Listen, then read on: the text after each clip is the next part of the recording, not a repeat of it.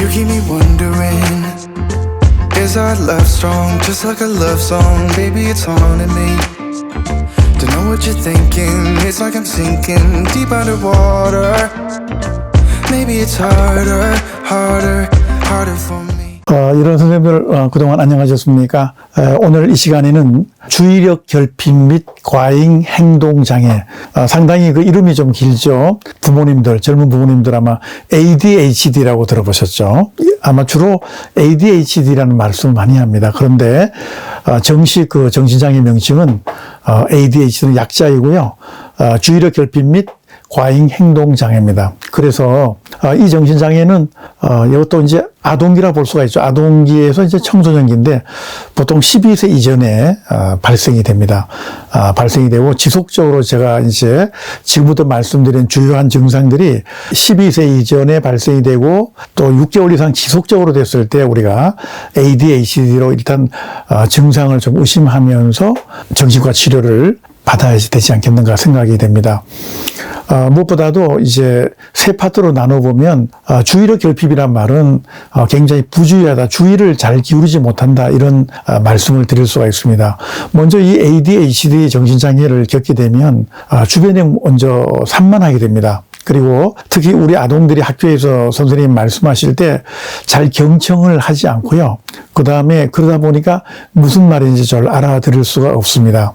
그리고 주의가 산만하다 보니까 뭐 학습 준비물이라든가 이런 것들을 시켜보면 다 잊어먹습니다. 그래서 자주 책도 잊어먹고 또 노트도 잊어먹고 학습 준비물도 잊어먹고 심지어 선생님이 했던 과제나 이런 것들은 뭐 거의 태만 잘 기억을 못하기 때문에 당장 나타나는 것이 이제 학업적인 지체 현상이죠. 다른 친구들에 비해서 학습 활동에 전념할 수 없으니까요.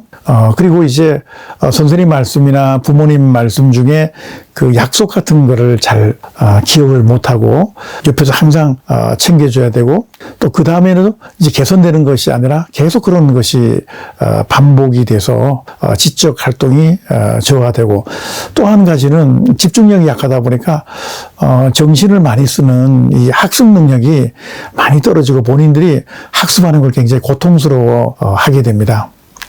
그리고 이제 과잉 행동과 이 충동성을 보면 이제 문자 그대로 의자에 그냥 앉아있지 못합니다. 왔다 갔다 아주 산만스럽게 쫓아다니고요. 옆에서 열심히 공부하는 친구도 자꾸 건드립니다.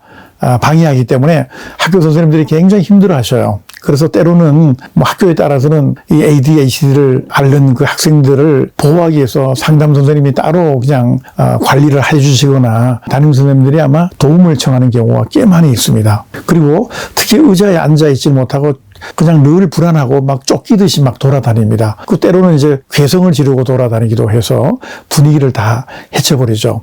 그래서 친구들 사이에 아마 관계가 좋지 못하고 또 친구 관계도 이렇게 상호작용을 제대로 하지 못합니다. 워낙 이제 막 괴짜로 행동을 하다 보니까 그러니까 친구들도 약간 비정상이다라고 하니까 자꾸 이제 멀리하고 소외하면서 점점 이 ADHD를 앓는 그 이 아동들은 부정적인 정서를 자꾸 쌓아갑니다. 그리고 분노도 쌓아가서요.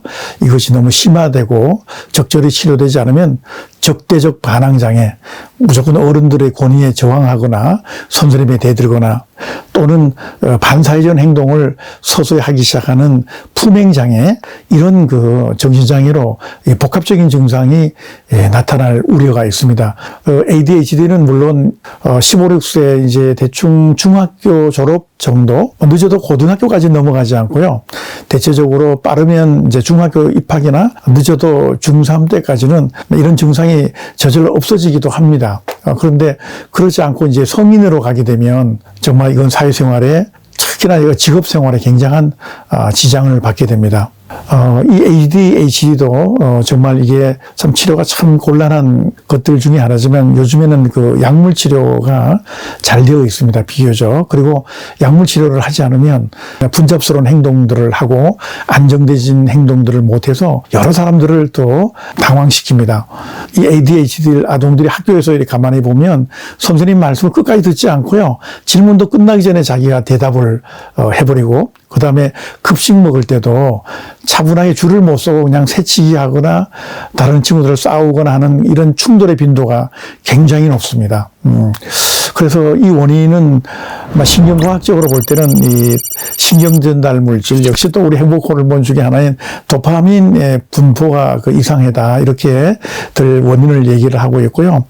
또 생물적인 요인으로는 여자분들이 임신 시에 임신을 하셨을 때 음주라든가 흡연 그리고 납 같은 그런 성분에 노출이 되거나 또 출산할 때 우리 아동들이 너무 저체중으로 출산이 됐을 때 ADHD 발생 가능성이 높다라고 이렇게 얘기를 합니다. 그리고 이제 부모님과의 관계에서 부모님이 약간 ADHD 이런 증상을 보이면 역시 그런 증상이 나타날 가능성도 있겠다라고 봅니다. 그 다음에 이제 심리 사회적인 원인, 즉 가족의 요인을 보면 이 가족 중에서 주로 아동을 많이 학대하거나 아동학대나 방임을 하거나 또 가족관계가 좋지 않아서 부모님이 이혼하시거나 별거하시거나 라고 했을 때 아주 예민한 그 시기에 그렇게 별거나 이혼, 이 가족이 불안정한 모습을 보였을 때 이런 것이 더 충동적으로 일어난다라고 많은 학자들이 주장을 하고 있습니다. 현재까지는 그래서 증상을 완화시키는 것은 약물 치료가 제일 좋고요. 그 다음에 심리 치료로는 이제 인지행동 치료인데요. 이것은 다름이 아니라 차분하게 이제 가라앉혀야 되겠죠. 막 뛰어다니고 그냥 학교에서 그냥 책상 위로 막 올라가서 그냥 난잡스럽게 행동을 하거나 하기 때문에 어떤 약간 조건화를 통해 가지고 인지행동 치료를 통해서 차분하게 정서적으로 안정시키는 그런 활동들을 이제 지속적으로 하기 때문에 결국은 정신과에서 약물 치료 또 우리 심리 전문가들로부터 인지행동 치료를 병행하는 것이 현재로서는 제일 좋은 것이다 얘기들 되어지고 있습니다. 그래서 이제 많은 예는 아니지만 한 30-40% 정도는 아마 성장하면서 이 환경이 호전되면서 저절로 증상이 많이 없어진다는 보고도 있습니다. 어쨌거나 이것도 12세 전에 6개월 이상 이런 증상들이 발생이 되면 초기에 개입하는 것이 가장 치료 효과가 높은 것으로 이렇게 여러 심리학자들과 또 경험했던 의사 선생님들이 그렇게 말씀을 하고 계십니다. 물론 저희 전문가들도 그렇게 해서 인지행동 치료라든지 또 여러 가지 정신분석 치료도 합니다만 그것보다는 아마 인지행동 치료나 또 인지치료, 호전됐을 때 자신의 행동의 모습과 원인과 결과 이런 것들을 차분하게 교육하는 것도 한 가지 방법으로 또 알려져 있습니다.